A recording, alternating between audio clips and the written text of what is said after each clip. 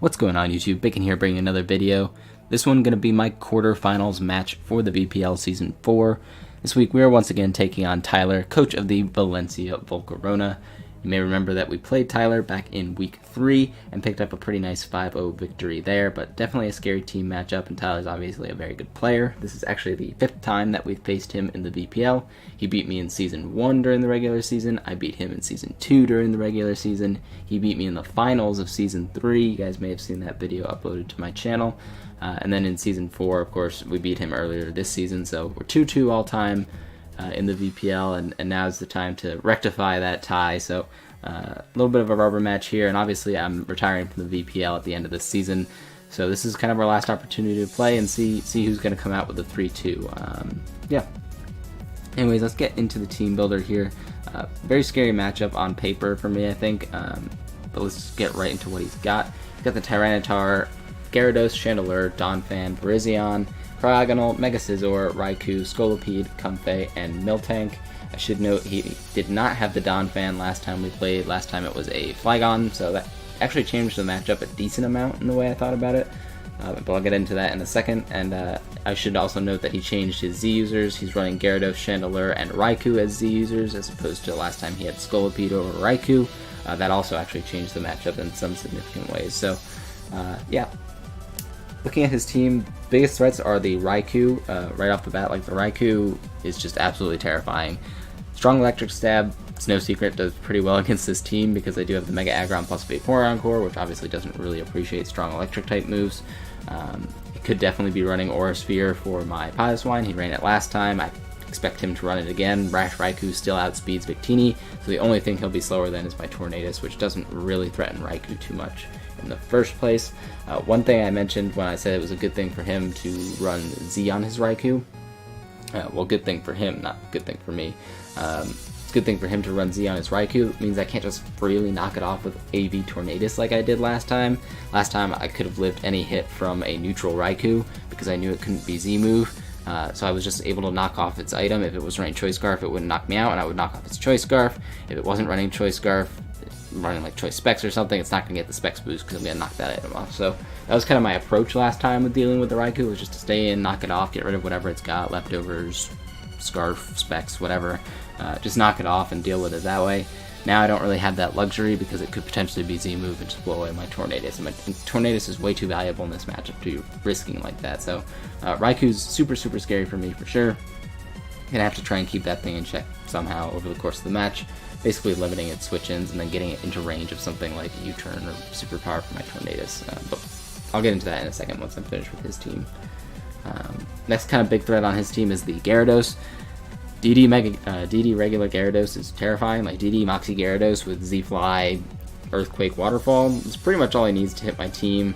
You could say, oh Mark, why not just bring Fizdef Vaporeon? I'm pretty sure Fizdef Vaporeon goes down to a +1 Z move after Rocks, or maybe without Rocks, not really sure.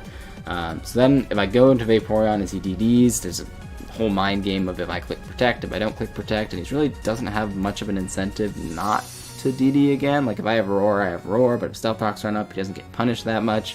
And if I Protect on another DD, I basically lose. So Gyarados, huge threat. I have to make sure everything on my team is able to either kill it or phase it out or prevent it from setting up in the first place. So you'll see some of that in my team builder.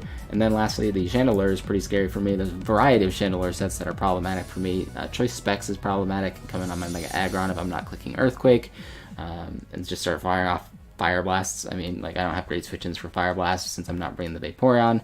Could probably be running Energy Ball for that thing anyways, or like Z-Ghost if he's running Calm Mind Z-Ghost. That's problematic. Last time he brought what was later revealed to be a Hex Split Shandy, which was actually also very scary for my team because he had paired it with Toxic Spikes on his Scolipede, so that's something I have to watch out for. Like, there's just a whole lot that could go wrong around the Chandelure that makes it very problematic for me in general. So those are kind of the 3 main offensive threats I was considering from his team when I went in to build mine. Obviously there were a few things that he didn't bring last time that definitely still could have come, and some of them did. Last time he actually brought the Gyarados, Chandelure, Virizion, Mega Scizor, Raikou, and Scolipede. This time, instead of Scolipede, he brought the Donphan, I believe, and then instead of Chandelure, he brought the Tyranitar. So There were a number of other like peripheral threats, as I mentioned, from his team that could be problematic, but in general, I felt like those three that I mentioned already were kind of the highlights of what I was going to have to deal with in this match. So with that in mind, let's get right into my team builder here. Starting off with Mega Aggron once again, basically the same set as I brought it last time. Pretty close to max HP, max attack, Adamant Mega Aggron with Earthquake, Toxic, Thunder Punch, and Fire Punch. Didn't really feel like I needed the Steel type move in this game. I didn't really think I got a whole lot of mileage out of Heavy Slam last game anyways. I'd rather be clicking Earthquake to potentially predict switch-ins into things like the Raikou or into the Chandelure. Earthquake I think is doing as much or if not more to the Tyranitar anyways, because that is a very fat boy. So I felt like Earthquake was just better in general to be clicking regardless. And Toxic allows me to punish things on the switch, things like Donphan coming in on me, potentially defensive variant of Gyarados like he brought last time, even though, like I mentioned, DD Gyarados is super scary for me. Potentially bring that kind of more defensive variant again that I would appreciate getting a Toxic off on. Getting a Toxic off on Virizion means it can't set up in my face if he's running like Calm Mind or even just like SD variant of Virizion that could be problematic. So I felt like Toxic just gave me in general more mileage in this matchup. And the coverage on Fire Punch is really nice for Scizor. Thunder Punch obviously hits the Gyarados, and Earthquake hits pretty much everything else I need to be attacking. So that's the Mega Aggron set, basically the same as I mentioned from the last time we played.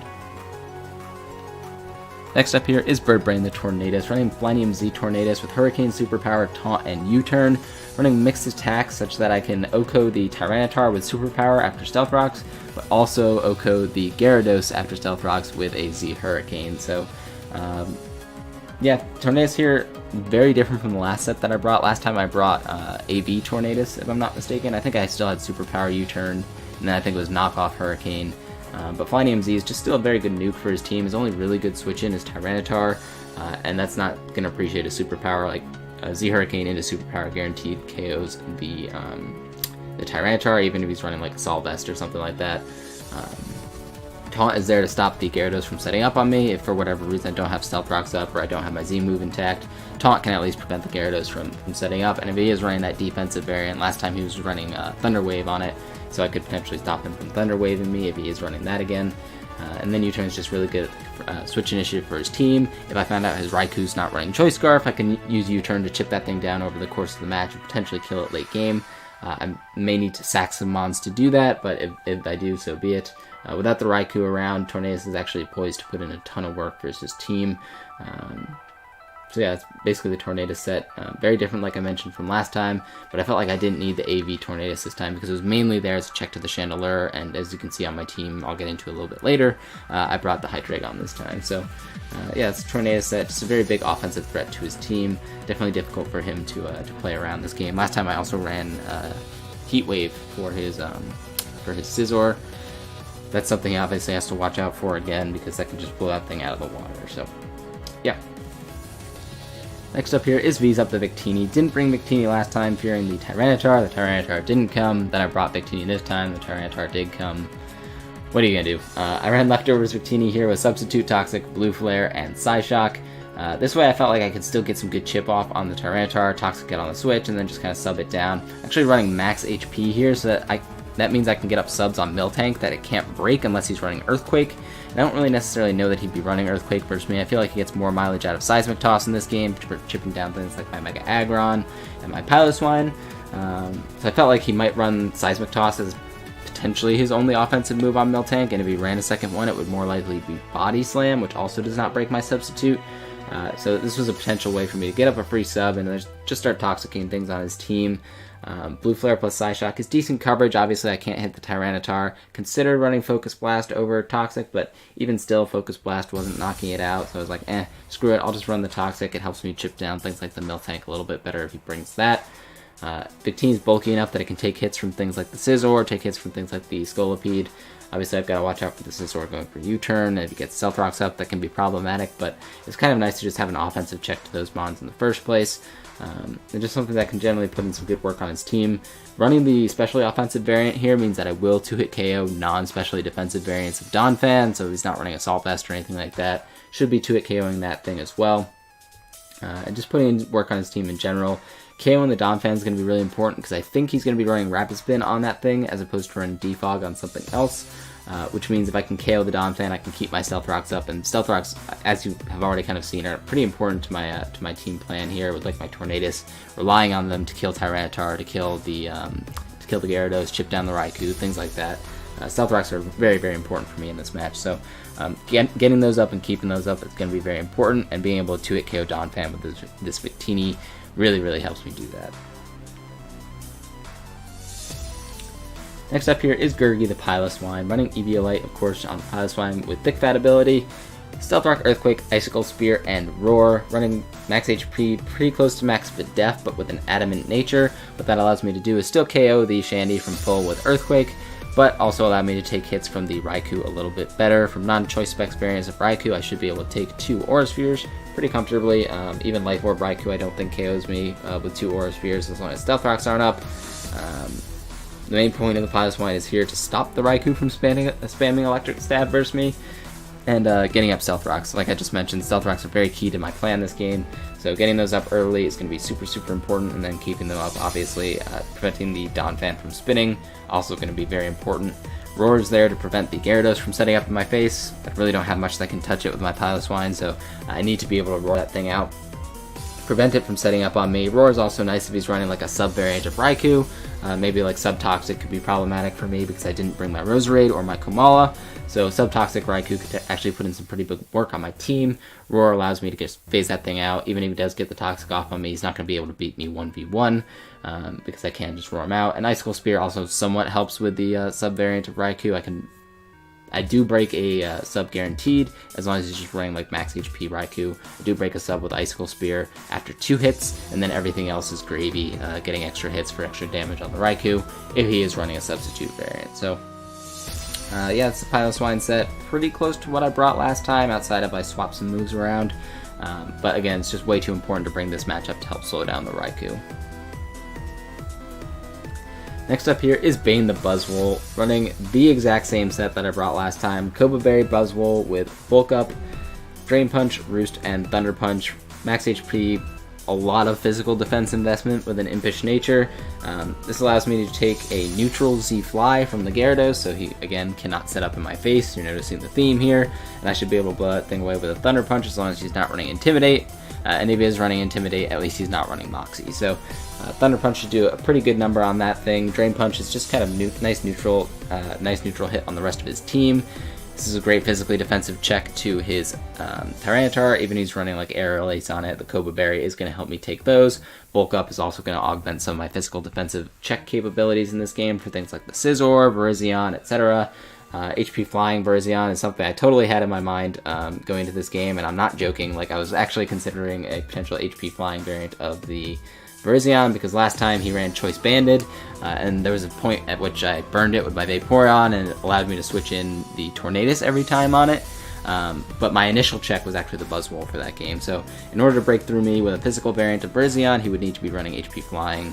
So it's obviously like normally something that you wouldn't consider, but in Draft League, that's something that you have to think about. Is like HP Flying makes a lot of sense on his Virizion. Cobra Berry is going to help me be able to take that on a little bit better as well.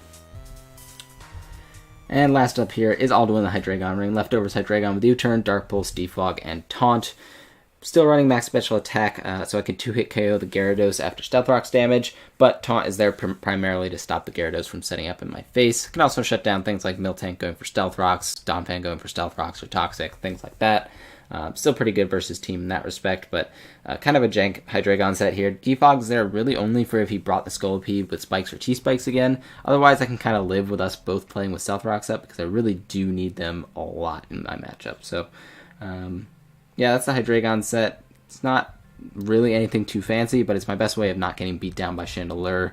And it's, you know, decent utility against the rest of his team to prevent him from getting up hazards on me and setting up and things like that. So, yeah, that's the team here.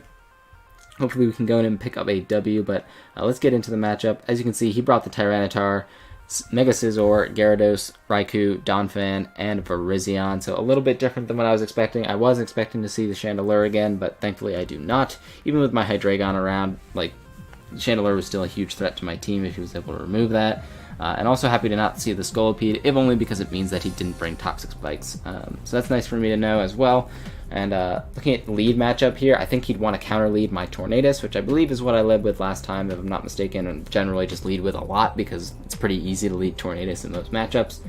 So I think to counter lead that, he'd either lead with something like his Tyranitar, his Gyarados, or his Raikou. So my kind of best response to all of those is to lead with Piloswine. Like, obviously Piloswine doesn't really want to be in front of a Gyarados, but at the very least I can roar that thing out, prevent it from setting up. Could even potentially, if I'm feeling greedy, go for Stealth Rock and then roar. But yeah, that's kind of what I'm thinking here, is just lead with Piloswine and see what he wants to do. Obviously, I don't think he would lead with something like Virizion or Donphan, which can basically just lose to Tornadus straight up. So Piloswine, I think, was my best lead in general, and it allowed me an opportunity to potentially get up my Stealth Rocks early in the game. So that's exactly what I'm going to do here, is lead off with my Piloswine as a very fast Raikou comes out for some reason. So Raikou comes out here, and turn 1 we've already got an interesting play. You can already see here that he's going for Aura Sphere. Very nice play on Tyler's end, by the way, to go for Aura Sphere right off the bat. I really wanted to Earthquake here, but like, he had so many switch-ins for Earthquake, and his Raikou is so important in this game. I really thought he was going to not risk it here, and he definitely called that and hit me with the Aura Sphere turn 1 as I went for Stealth Rock. So as we can see from that damage, that is Choice Specs Raikou clicking Aura Sphere on me, but I am able to get up my Stealth Rocks at the very least. If something can be said about this turn, it's that I got up my Stealth Rocks, but definitely on the back foot here to start with, because I now do get 2-hit KO by this Aura Sphere. Gotta go out into Victini. Like I said, I know he's Choice Specs. He could call this and go into Tyranitar, but either way, things are coming in on Stealth Rocks and taking Chip. So the Victini comes out here on the Aura Sphere, and now he obviously has to switch out because he is locked into Aura Sphere right now. So this is a pretty free opportunity for me to go for Toxic, because I wasn't sure if he was going to go into Tyranitar first or if he was going to go into Donphan first. He probably didn't want to risk me just going for a U-turn with my Victini, so that's understandable that he went into Donphan first, but unfortunately that means I'm not going to be able to deny him Stealth Rocks. Either way, there's zero chance in hell that he's clicking Earthquake this turn. He's either clicking Rapid Spin or he's clicking Stealth Rock, so I am clicking Blue Flare this turn.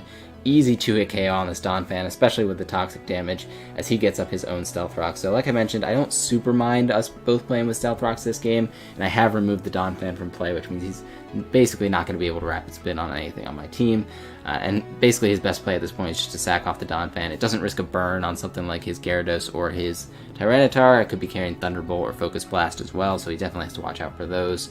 I think sacking Donphan there was fine for him. So the Raikou comes out here, and I make a little bit of a misplay. I'm like, well, what's this Raikou going to do to me? It's not knocking me out with anything, so I'm just going to go for Psyshock. It does more damage, but really not a good play on my end. I should just click Blue Flare, knowing that he's Choice Specs into something. He goes for Volt Switch here, makes a good play, and goes out into the Tyranitar. A little bit unfortunate that I'm not able to get a little bit of extra chip on this Tyranitar, and again, potentially get a burn with Blue Flare. But the Tyranitar comes out here, and I have to worry about Pursuit, right? Like, if he pursues me here as I switch out, I get nothing out of the turn. I'd rather get something out of it, so what I decided to do is just go right for Toxic.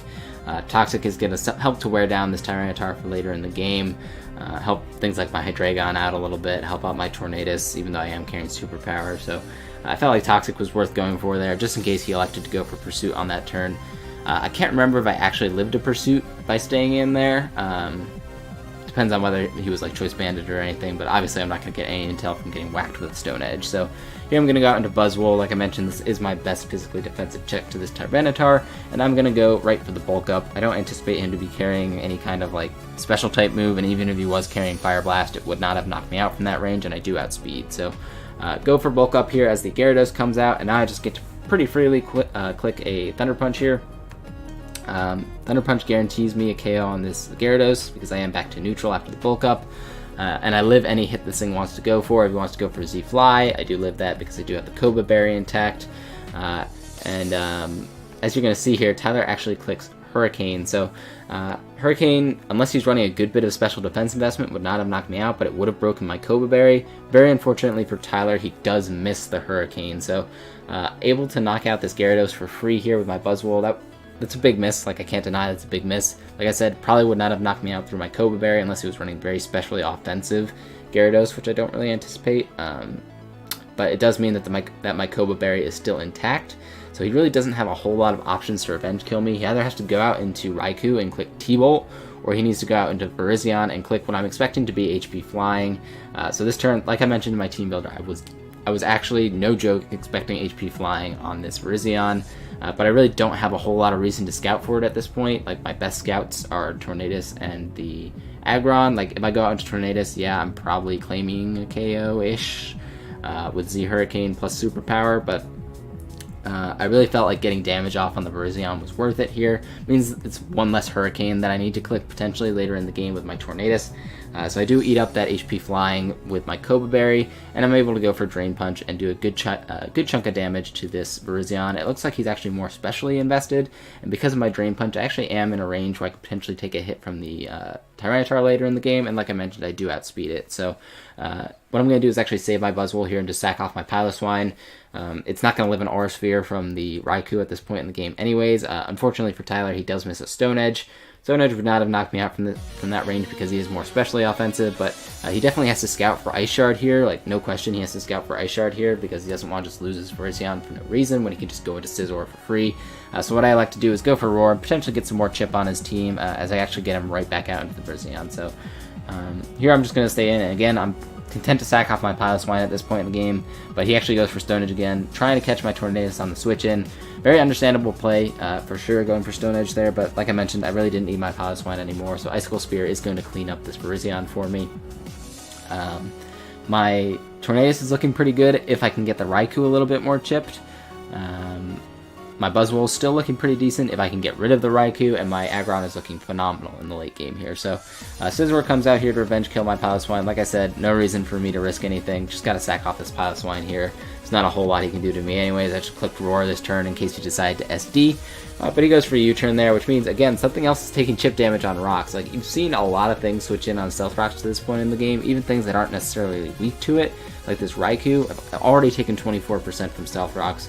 I think I need to get him down to around like 40% for a Z Hurricane or a Superpower for my Tornadus to KO it. So what I'm actually going to do here is just say my Hydreigon's useless at this point in the game, or in this game in general, my Hydreigon is useless. So what I'm going to do here is go out, live an Aura Sphere, and get some slow U-turn initiative off with my Hydreigon. That's exactly what I'm going to do. Get a little bit more chip damage off on this Raikou. You can see it's getting very close to being in range of my Tornadus, and because I know that he is Choice Specs at this point in the game, he's locked into Aura Sphere, I can freely go out into my Tornadus again, click U-turn. It either gets the chip off on Raikou that I need to put it in range of a Superpower, or it gets me a switch initiative on something like the Scizor coming in. So Scizor comes out. This is a free Mega Aggron for me. I can finally get my Mega off. That extra bulk is going to be really nice to help me take hits from the Tyranitar, help take hits from the Scizor, and now I can just start clicking Fire Punch. Like, if I click Fire Punch as he goes into T-Tar, what's T-Tar going to do to me? I'm just going to click Earthquake and KO at the following turn. If Raikou comes out, again, I get the chip that I needed to put it in range of U-turn from Tornadus. If he does come in on a Fire Punch with this Raikou here, he's going to actually die to Stealth Rock, so he might KO Aggron or whatever, but then Tornadus just wins. So what I'm going to do here is just spam Fire Punch at him. Like I said, don't care if he switches out, and it's doing way too much damage for him to just roost off here. Unfortunately for Tyler, I do get a burn here, but like, this Scizor is dead to Stealth Rocks at this point anyway, so even if he was to switch out into Raikou or something on the Fire Punch, get it in to get a strong hit off, there's nothing the Scizor can do at that point. It can't come back in on Stealth Rocks, and if he comes in on a Fire Punch with this Raikou, I win with Tornadus. So spamming Fire Punch there was my best play. I do end up getting the burn on the Scizor, unfortunately for Tyler, and now he's just going to have to sack it off to the Bullet Punch here to get a tiny little bit of chip off on this Aggron. At this range, I do live a Choice Specs Thunderbolt from the Raikou, and I live obviously anything that the Tyranitar wants to go for. So basically he has to go into his Raikou at this point. Like, Tyranitar is a little too important. Like, his only hope is that I don't have Superpower on Tornadus basically at this point in the match, because the Tyranitar is really his only way of potentially winning this game. So what he's going to do here is go for the T-Bolt here. Thankfully I do not get paralyzed and I do live it, and I'm able to go for Earthquake and knock out this Raikou, which means at this point in the match Buzzwole can win, or Tornadus can win with Superpower or Drain Punch respectively. I'm just going to click Earthquake on this Tyranitar. Even if he by some miracle manages to live this max attack Adamant Earthquake from the range he's at, he does have Toxic on him, and he doesn't have enough turns to get through the rest of my team. Like, I do have the Hydreigon sack. He's going to take a turn to kill this Aggron. Like, he just doesn't have enough turns left to live this Earthquake, even if he did, and continue to break through my team. As you saw, he was Rock Polish Weakness Policy, actually, which would have been pretty cool if I was running a more defensive variant of Aggron. It would have lived the Earthquake, obviously, and activated that Weakness Policy. But like I mentioned, with the Toxic on it, it still didn't have enough turns to break through my team at that point. So GG to Tyler. The Hurricane Miss obviously sucked on the Gyarados.